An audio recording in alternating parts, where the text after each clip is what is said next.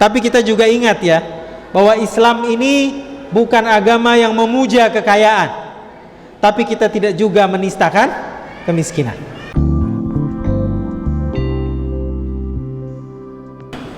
Assalamualaikum warahmatullahi wabarakatuh. Alhamdulillahi wa kafa, salatan wa salaman ala Muhammad al-Mustafa, wa usalli wa usallimu ala hadha an-nabiyyil karim sayyidil ghurril muhajjalin wa ala alihi wa ashabihi wa man da'a bida'watihi ila yaumiddin birahmatika ya arhamar rahimin, amma ba'du. Hadirin yang dimuliakan Allah Subhanahu wa ta'ala, salah satu dari perintah Allah kepada kita dalam lingkup rukun Islam adalah perintah untuk mengeluarkan zakat.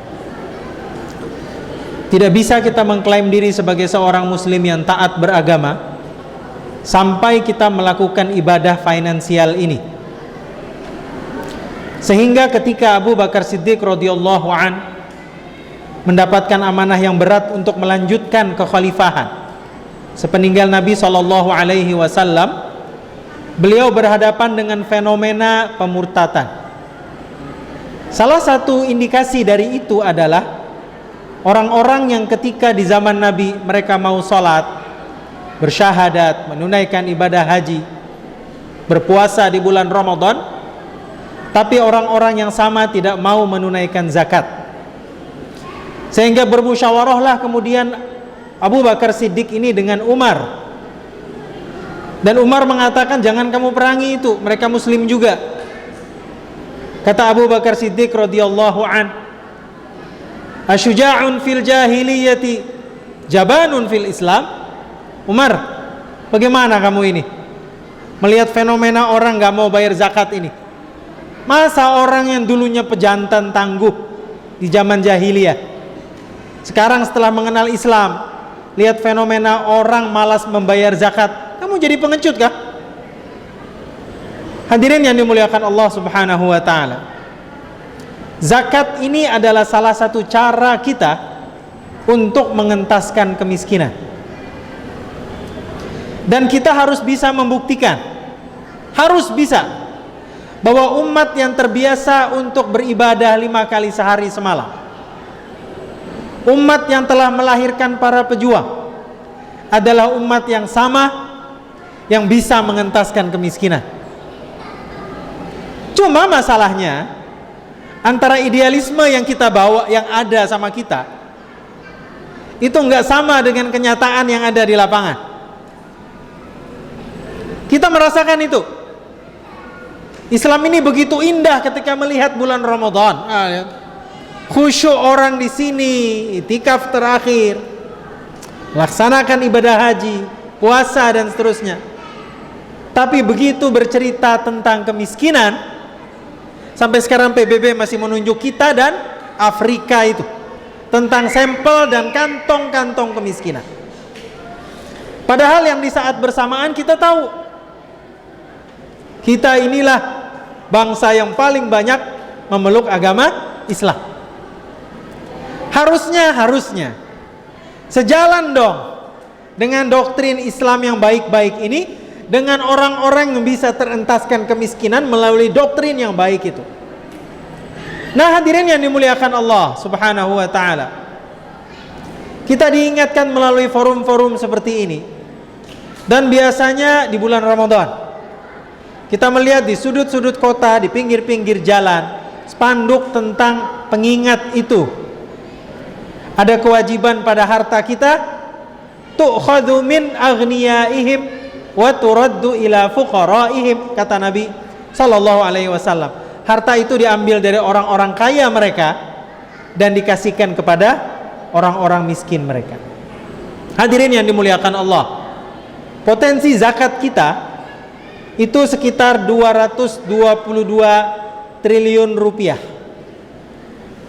Ini sebuah dana yang spektakuler, yang harusnya bisa berbuat banyak dengan dana tersebut.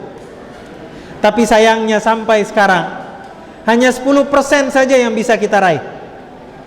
Dan itu melalui lembaga-lembaga zakat yang ada di Indonesia. Melalui arahan dan motivasi para ustadz, terkumpullah sekitar 10% dari 222 triliun rupiah itu.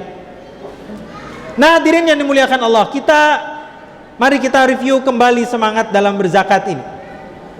Bahwa Nabi SAW sudah menjanjikan bahwa ma naqasat shadaqatun min mal, bahwa sedekah itu lengkap dengan infaknya, lengkap dengan makna lain dari sedekah itu, yaitu sedekah yang wajib, zakat, tidak mungkin pernah mampu untuk mengurangi kekayaan kita.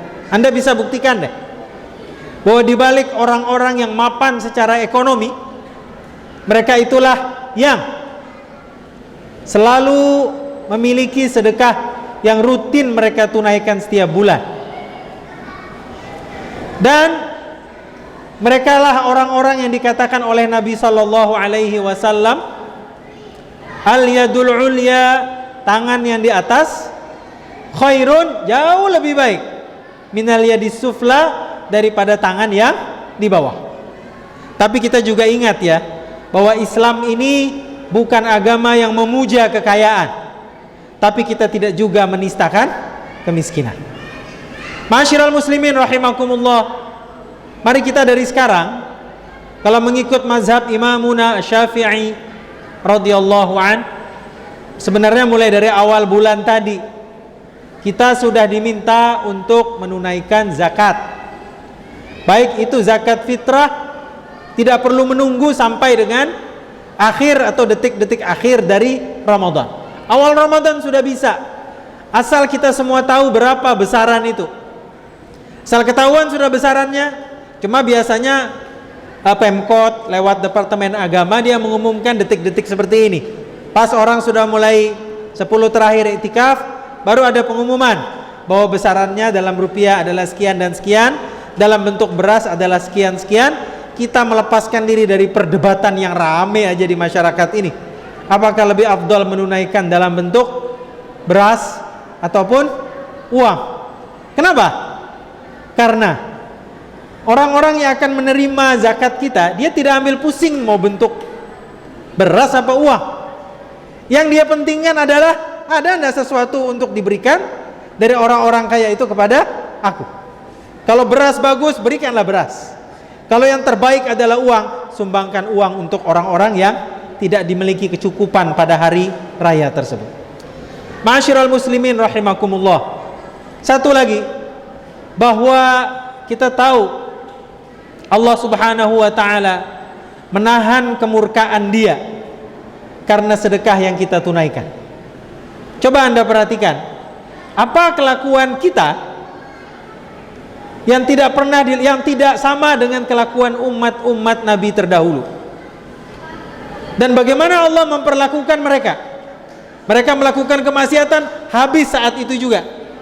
Lihat kaum Nabi Lut di kota Sadum itu selesai ketika melakukan homoseksual. Di umat kita ada enggak? Ada. Mampus enggak mereka? Selesai tidak umur mereka? Enggak, masih ada.